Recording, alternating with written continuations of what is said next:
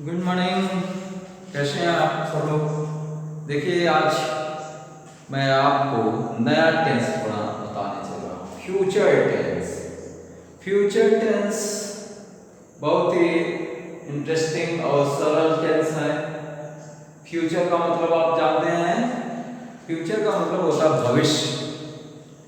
भविष्य मतलब जो आने वाला कल होता है, आने वाला समय, भविष्य भविष्य में आने वाला, यानी जो हुआ नहीं है अभी तक। जैसे आज मैं पढ़ा रहा हूं, कल क्या होगा, तो कल वाला जो समय होगा वो भविष्य, फ्यूचर टेंस कहलाता है। तो जो आने वाला समय होता है, जो कार्य नहीं किया गया होता है, वो फ्यूचर टेंस कहलाता है। तो वही फ्यूचर टेंस के बारे में मैं आज आपको बताने चल रहा हूं कि जो फ्यूचर टेंस की बात की जाए, फ्यूचर की बात की जाए, उसका हम ट्रांसलेशन किस प्रकार से करेंगे, कैसे उसका अनुवाद हम करेंगे, ठीक। और हम सेंटेंस को कैसे जानेंगे कि यह फ्यूचर टेंस है। सबसे महत्वपूर्ण चीज है कि हमें अब यह पहचानना है यह सेंटेंस फ्यूचर टेंस का है, कैसे है। तो जब हम ये जान जाएंगे तभी तो ट्रांसलेशन कर पाएंगे। इंग्लिश से हिंदी से इंग्लिश में ट्रांसलेशन करने का सबसे बड़ा सिस्टम यही है कि आप उस चीज को पहचानिए कि यह क्या है, यानी कौन सा सेंटेंस है, यानी फ्यूचर टेंस है, फ्यूचर परफेक्ट है, कंटिन्यूअस है, क्या है, उसको हमें सब पहचानना होता है।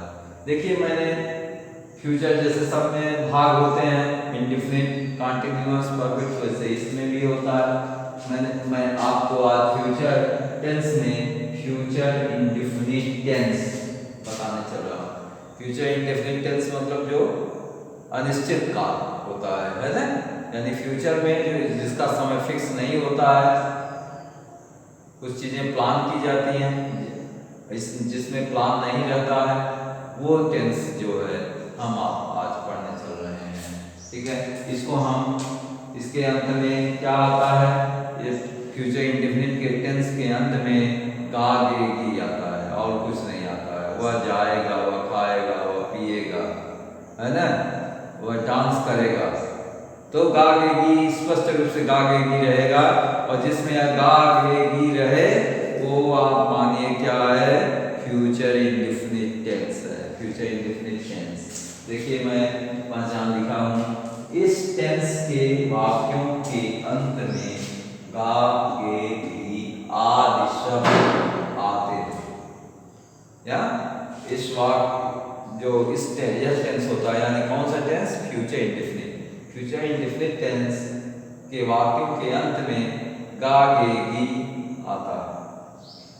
अब देखिए इसमें जैसे सभी सेंटेंस में आपने सेंटेंस पढ़ा है, उसी तरह से इसमें भी अफर्मेटिव सेंटेंस पर आते हैं।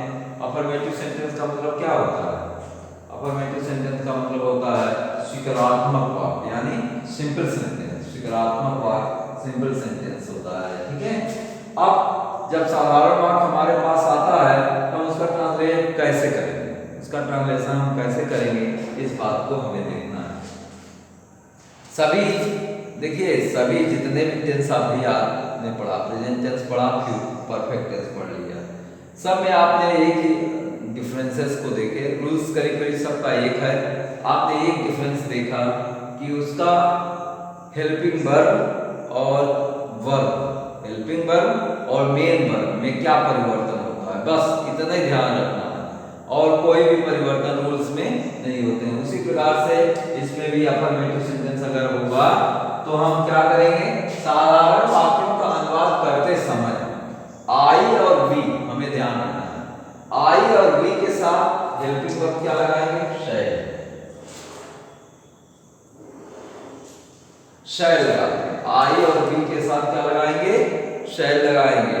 और शेष जितने भी सब्जेक्ट हैं, शेष सब्जेक्ट के साथ विल का प्रयोग किया जाता है।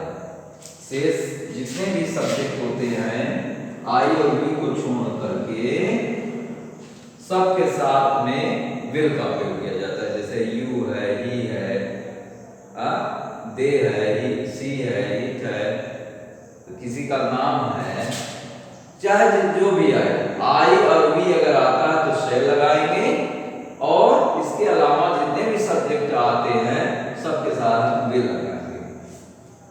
ठीक, ये हो गई हेल्पिंग वर्ब की बात। हेल्पिंग वर्ब के बाद फिर आता क्रिया की बात।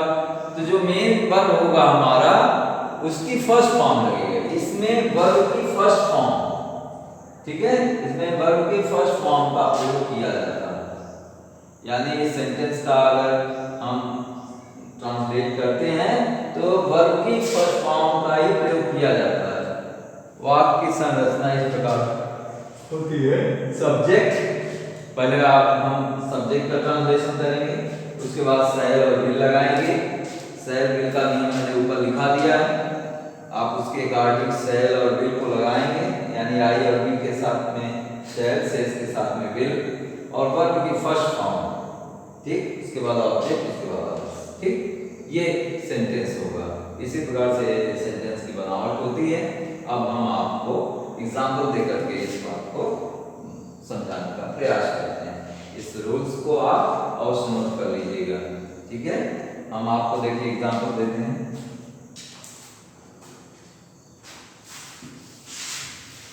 जैसे वह कल दिल्ली जाएगा,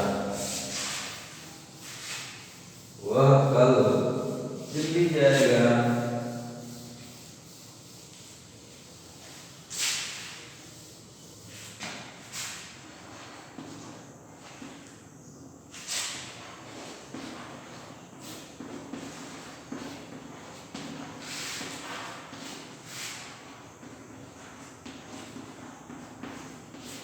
वह कल दिल्ली जाएगा, ठीक। तो ही सब्जेक्ट है, ही, उसके बाद हम क्या लगाएंगे यहाँ पर, देखिए ही आया, ही आया, इसका मतलब यहाँ पर क्या लग जाएगा, हेल्पिंग वर्ब हमारी विल लगेगी। ही विल जाना, यानी गो फर्स्ट फॉर्म लगेगा। ही विल गो, कहाँ जाएगा, दिल्ली जाएगा, दिल्ली, दिल्ली, ठीक। कब जाएगा, कब जाएगा। हाँ, तो यस्टरडे नहीं लगा देंगे, टुमारो,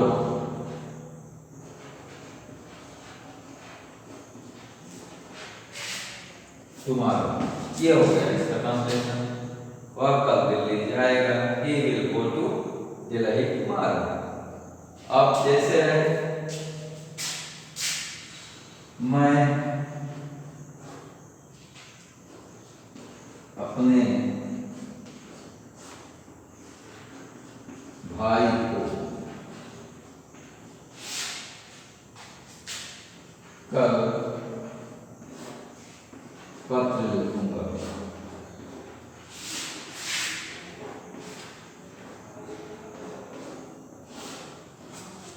मैं अपने भाई को कल पत्र लिखूंगा, इसका ट्रांसलेशन देखिए।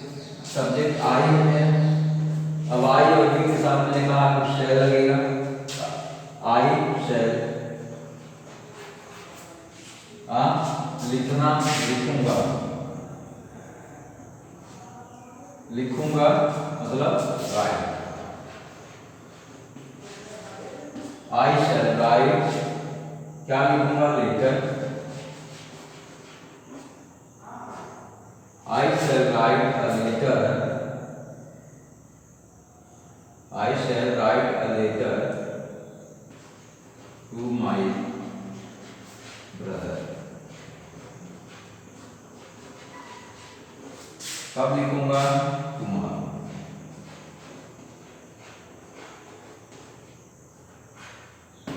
ठीक, इस तरह से ये अफर्मेटिव सेंटेंस आपका कंप्लीट हो गया। एग्जाम्पल भी साथ में आप लिख लीजिएगा, प्रैक्टिस करिए, इसमें कुछ नहीं रखा, बहुत ही इजी, कोई भी परेशानी नहीं होगी। आप मेन प्रैक्टिस करने पर करता है। Thank you.